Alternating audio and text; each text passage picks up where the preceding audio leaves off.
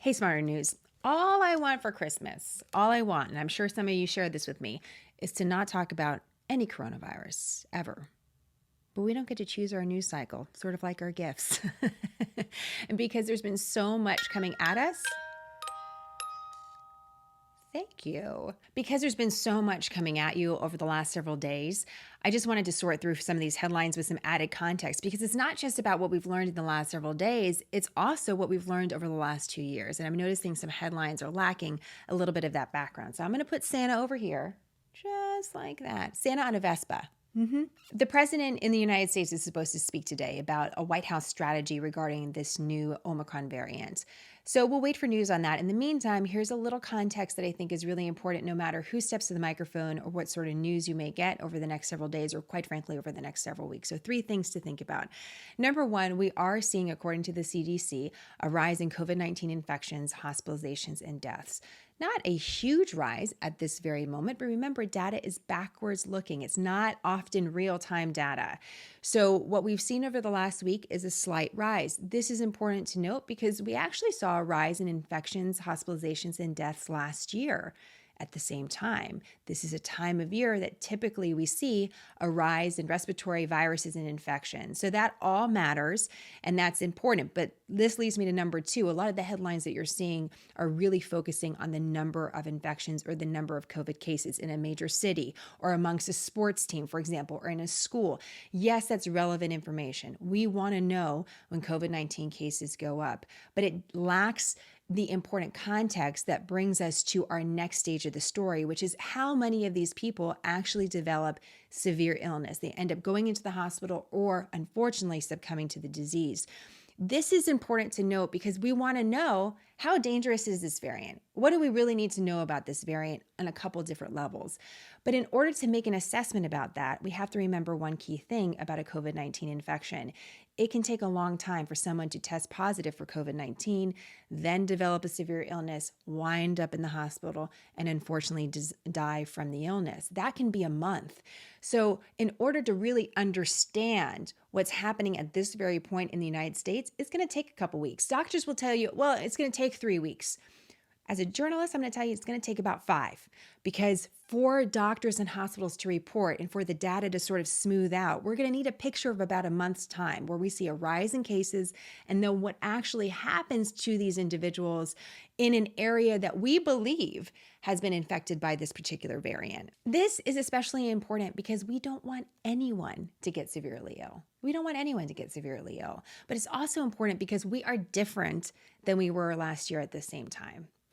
There are those of you in the past year that got a COVID-19 infection. There are those of you who tested positive for antibodies that never knew you were positive for COVID-19 or for the virus that causes COVID-19. There are those of you who received a vaccine, maybe 1 dose, maybe 2 doses, maybe 3 doses at this point. So community immunity looks different, and that's going to be a factor here as well that we're going to need to shake out in the data. So it's not just about learning about this variant, it's about learning about this variant in the time and place that we're at as a community overall. That's going to tell us something about immunity as well as the particular virus itself. So we could be in for a really important critical time in this pandemic. We've talked about this over the last several weeks because we saw that spike in hospitalizations and deaths over the last year. And we really want to know, are we going to see that again? Is that what we're in for, a repeated cycle despite everything that we've done? That said, in the meantime, and we know all the serious stuff is important. In the meantime, I think it's also important to acknowledge that getting sick, even when you're not severely ill, is pretty crummy, right? It's crummy, it's inconvenient, it can cause a lot of disruptions. We're seeing like restaurants, for example, shut down when their entire staff suddenly gets infected with what we think is the Omicron variant of the virus that causes COVID-19. So, that can be disruptive for the economy. That can have serious effects as well. And so the next couple weeks could be bumpy for all of these reasons. But 2 quick things I want you to consider. Number 1, in South Africa, where this new variant was first identified, we have seen a rise in COVID-19 cases in that country, but we did not see a comparable rise in hospitalizations and deaths as we have seen in other spikes.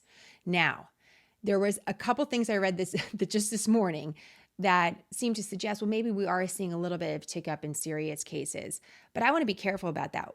What I learned just from looking at this data is a reminder that data is choppy. Any amount of delay in data, which is already backwards looking because it's taking a snapshot of the past, can cause the data to look a little funky. This is why we have to wait. It would be great to know right away about what's going on with Omicron around the world, but this is just another reminder. Another 3 to 5 weeks, we're going to be in a different place than we are right now. The second thing I want to point out to you is something that Dr. Rutland, pulmonologist, autoimmune specialist, friend of Smarter News, flagged for me this weekend. We were talking a little bit about this story. There's a study that's out of Cambridge, Massachusetts, very early study that was taking a look at this genetic mutation that is this new variant. And what these researchers are saying is that there is an interplay, they call it, between SARS-CoV-2, the coronavirus that causes COVID-19, which can lead to severe illness, and another coronavirus that is more typically associated with more common cold symptoms. Remember, there's only a handful of coronaviruses ever identified. We have a couple of them that are really, really serious. We have a couple of them that cause just typical cold symptoms. So the question that researchers are raising is whether or not this interplay between these two coronaviruses is leading to this variant that's causing more mild symptoms that are more aligned with a more common cold. It's early. I want to be very careful with this. This is early, but Dr. Rutland flagged this for me because he was saying that what he's seeing, what he believes when he's seeing this new variant, is expressing itself as a more common cold, and we're not seeing that deep pulmonary infection that perhaps we saw with past variants of SARS-CoV-2. Just a note on that, I was reviewing some research last week about the Delta variant when the Delta variant was first on the scene. And a lot of the symptoms related to Delta were also sort of these head cold, sinus infection-like symptoms. So we won't have all the answers by Christmas, by probably not even New Year's, really. We got Santa on a Vespa, and I didn't notice this. I also have walkie-talkies in the office.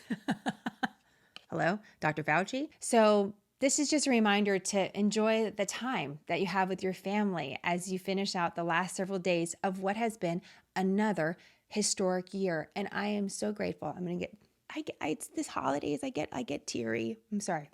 I'm so grateful for all your support at Smarter News, for allowing me the privilege and the purpose to try to develop a solution in news and deliver news in a different way to you during this really critical time. So thank you for inviting me in. I don't take it lightly, and it means the world to me. And as always, we have more on all of this information at smarternews.com. I hope you have a great day. We'll keep you posted, and have a great holiday.